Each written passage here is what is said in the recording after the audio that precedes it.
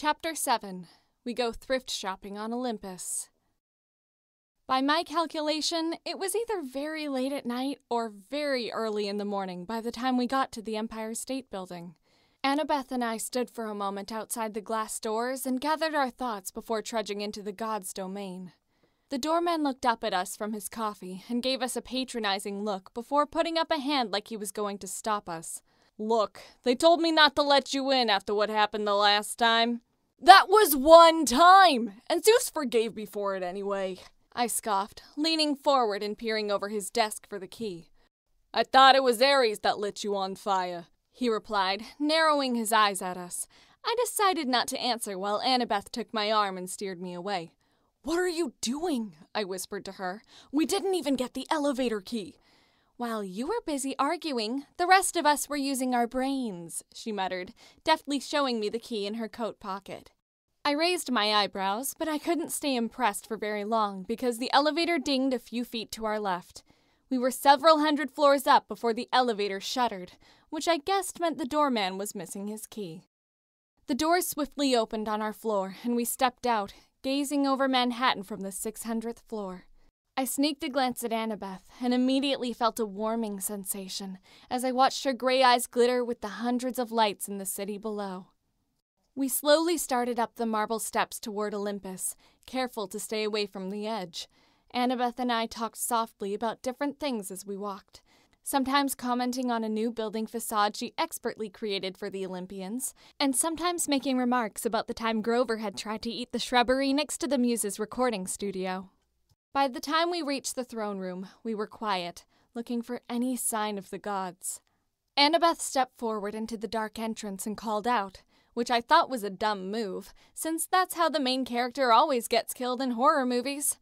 There was a slight rustle toward the back of the room, and Annabeth and I hesitated, drawing our weapons to let the celestial bronze light the way.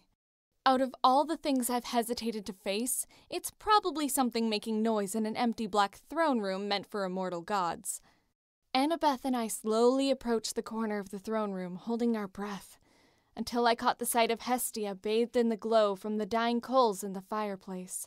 I quickly capped my sword while Annabeth stowed her knife and reached a hand toward Hestia, who looked particularly gross-looking.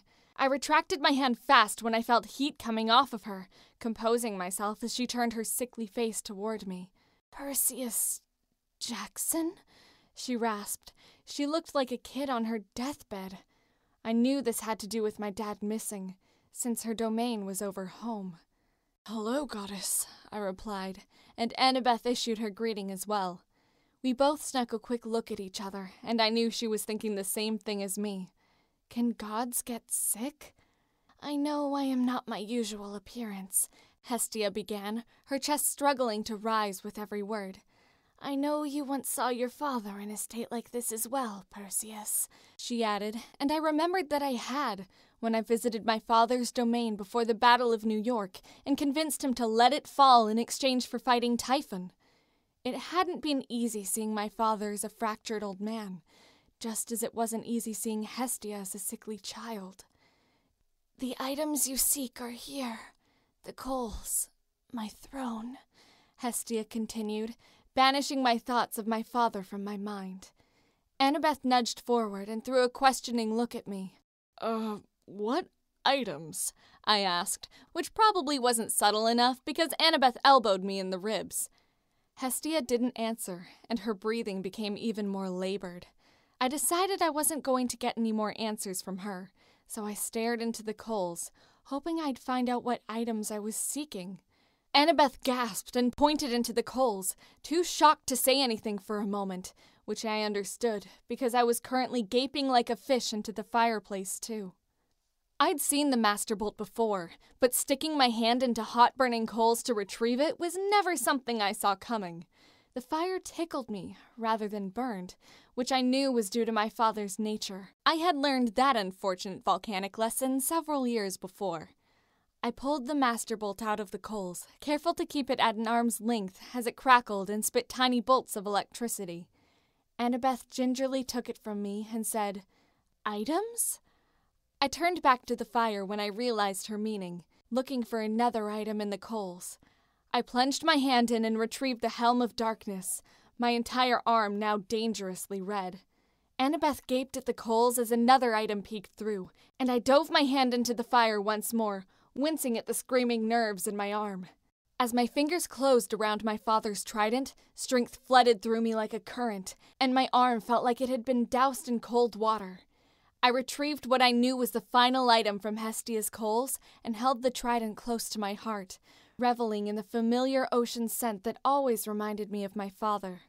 Hestia closed her eyes and smiled slightly, which I took as a goodbye, so Annabeth and I thanked her and quickly backed out of the throne room. Was she protecting the items? Annabeth pondered, dropping the Helm of Darkness into her backpack with an undignified shove. I guess so, I replied, thinking about Hestia's speech about home a few years ago. A flash erupted behind us, and Annabeth and I swiveled to see what happened. Hello, Annabeth. Perseus. Athena stared at us with her mouth in a thin line, reminding me of some of my old teachers who sent me in the hallway for disrupting class. Just what do you think you're doing?